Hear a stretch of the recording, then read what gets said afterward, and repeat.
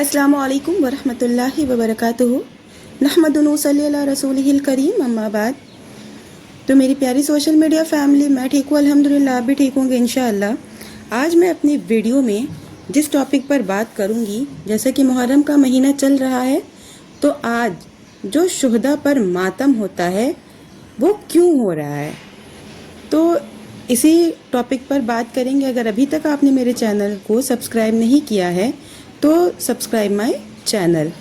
मुनासिब होगा कि कुरान और हदीस की रोशनी में शहादत फ़ी सबीलिल्लाह की अज़मत और फजीलत वाज़े कर दी जाए, ताकि ये फ़ैसले करने में हमें आसानी हो कि हम जिन पर सीना कोबी और मातम करते हैं वो ज़िंदा हैं, मुर्दा नहीं हैं, और मातम मुर्दों पर किया जाता है, न कि ज़िंदों पर। अल्लाह ताला सूरह बकरा में इरशाद फरमाता है, वला तक़ूलू लिमन युक़्तलू फ़ी सबीलिल्लाह अमवातुन बल अहया वलाकिन ला तशऊरून। तर्जुमा है, अल्लाह की राह में जो लोग शहीद कर दिए जाते हैं उन्हें मुर्दा मत कहो, बल्कि वो जिंदा हैं, लेकिन तुम जान नहीं सकते। दूसरी जगह अल्लाह ताला सूरह आल इमरान में फरमाता है, वला तहसबन्नल्लज़ी क़ुतिलू फ़ी सबीलिल्लाह अमवातन बल अहया इंदा रब्बिहिम युरज़क़ून। अल्लाह की राह में जो लोग शहीद किए गए, इनको हरगिज़ मुर्दा मत समझो, बल्कि वो जिंदा हैं, अपने रब के पास इनको रोज़ियाँ दी जाती हैं। दोनों आयतों में साफ लफ्ज़ों में बता दिया गया है कि शुहदा को तुम मुर्दा मत समझो, वो जिंदा हैं, और जब जिंदा हैं तो फिर मातम कैसा। मातम को बिलफर्ज अगर जायज़ भी मान लिया जाए तो मातम उनका होगा जो मुर्दा हैं। शुहदा की ज़िंदगी के बारे में तो कुरान पाक की गवाही है। अब इसके बाद फिर किसी दलील की ज़रूरत नहीं रह जाती, लेकिन मज़ीद इत्मीनान के लिए नबी करीम सल्लल्लाहु अलैहि वसल्लम के फरमान पर गौर कर लिया जाए तो बेहतर होगा। शुहदाए उहुद के बारे में नबी सल्लल्लाहु अलैहि वसल्लम का फरमान सही बुखारी में मौजूद है, व अमर बिदफनीहिम फ़ी दिमाइहिम वलम युगस्सलू वलम युसल्ली अलैहिम। यानी नबी सल्लल्लाहु अलैहि वसल्लम ने शुहदाए उहुद के बारे में हुक्म दिया कि इनको गुस्ल न दिया जाए, बल्कि खून समेत इनको दफन कर दिया जाए, और आपने इनकी नमाज जनाजा भी नहीं पढ़ी। कुरान पाक की आयत की रोशनी में अभी आपने जाना कि शुहदा जिंदा हैं। हदीस से आपने जाना कि नबी सल्लल्लाहु अलैहि वसल्लम ने इनकी नमाज जनाजा नहीं पढ़ी। नमाज ना पढ़ना इनकी ज़िंदगी की दलील है, इसलिए नमाज जनाजा इनकी पढ़ी जाती है जो मुर्दा हैं, और शुहदा जिंदा हैं, इसलिए इनकी नमाज जनाजा नहीं पढ़ी जाएगी। देखिए, यहाँ कुरान और हदीस दोनों का बयान एक दूसरे के मुवाफिक और मुताबिक आपको बताई हूँ मैं।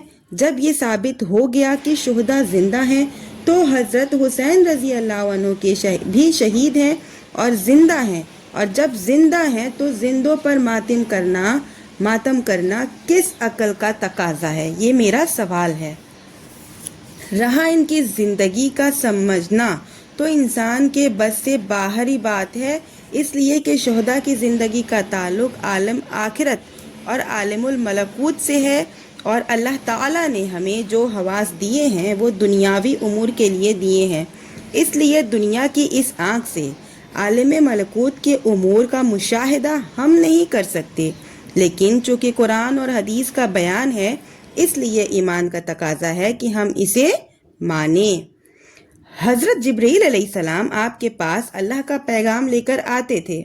सहाबा इकराम रज़ी अल्लाह अन्हु जिब्रील अलैहिस्सलाम को देखते नहीं थे, लेकिन नबी सल्लल्लाहु अलैहि वसल्लम के पास आने पर ईमान रखते थे। इसी तरह हमें भी कुरान के बयान पर ईमान रखना होगा। अब्दुल्ला बिन मसूद रज़ी अल्लाह अन्हु फरमाते हैं कि एक मर्तबा रसूलुल्लाह सल्लल्लाहु अलैहि वसल्लम के हमरा मदीना के एक गैर आबाद इलाका में जा रहा था। इतने में यहूदियों की एक जमात के पास से गुजर हुआ। आपको देखकर एक ही यहूदी आपके पास आया और आपसे रूह के बारे में सवाल किया। फौरन आप पर वही नाजिल हुई। सूरह इसरा की आयत है, वयसअलूनका अनिर रूह कुल रूह मिन अमरि रब्बी वमा आतैतुम मिनल इल्म इल्ला قلیلا، یعنی لوگ آپ سے روح کی حقیقت کے بارے میں سوال کرتے ہیں تو آپ فرما دیجئے کہ روح میرے رب کا ایک حکم ہے اور تم کو بہت تھوڑا علم دیا گیا ہے، اس لیے تم روح کی حقیقت کو نہ سمجھ پاؤ گے۔ قرآن نے آج سے 1431 سال پہلے جو جواب دیا تھا آج بھی وہی جواب ہے۔ سائنس بے پناہ ترقی کر چکی ہے لیکن آج تک روح کی تعریف نہیں کر سکی۔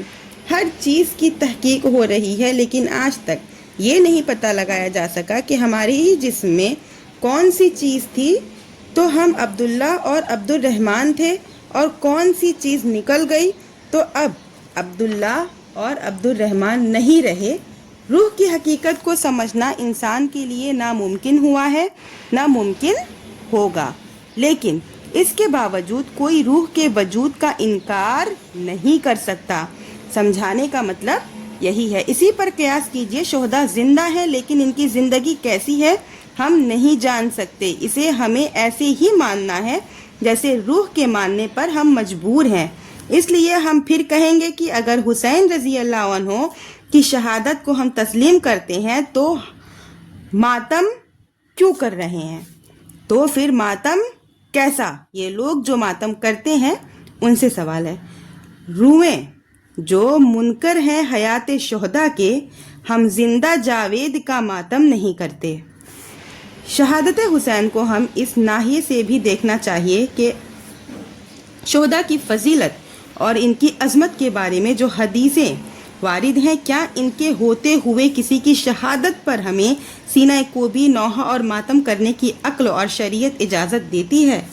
ایک حدیث میں اللہ کے نبی صلی اللہ علیہ وسلم فرماتے ہیں وَلَوِ وددت انی اقتل فی سبیل اللہ ثم احیا ثم اقتل ثم احیا ثم اقتل، یعنی نبی صلی اللہ علیہ وسلم کی آرزو فرما رہے ہیں کہ میں پسند کرتا ہوں کہ اللہ کی راہ میں شہید کیا جاؤں، پھر زندہ کیا جاؤں، پھر شہید کیا جاؤں، پھر زندہ کیا جاؤں، پھر شہید کیا جاؤں۔ غور فرمائیے، خود نبی اکرم صلی اللہ علیہ وسلم جس شہادت کی بار بار تمنا اور آرزو کر رہے ہیں، اس شہادت کی نعمت پا کر رونے کا کیا سوال پیدا ہوتا ہے؟ ایک اور حدیث کے اندر اللہ کے نبی صلی اللہ علیہ وسلم ارشاد فرماتے ہیں مرنے کے بعد اور اللہ کے یہاں خیر پانے کے بعد کوئی شخص یہ نہیں پسند کرے گا کہ وہ دنیا میں واپس آئے، اگرچہ اس کو دنیا اور دنیا کی ساری چیزیں دے دی جائیں۔ ہاں، شہید شہادت کا فضل وہ ثواب دیکھ کر یہ آرزو کرے گا کہ پھر دنیا میں واپس آئے اور دوبارہ اللہ کی راہ میں مارا جائے۔ بخاری کی حدیث ہے۔ جنت کی نعمتوں اور حور و قصور کو پانے کے بعد بھلا کون پسند کرے گا کہ وہ دنیا کی بادشاہی پا کر دنیا میں واپس آئے؟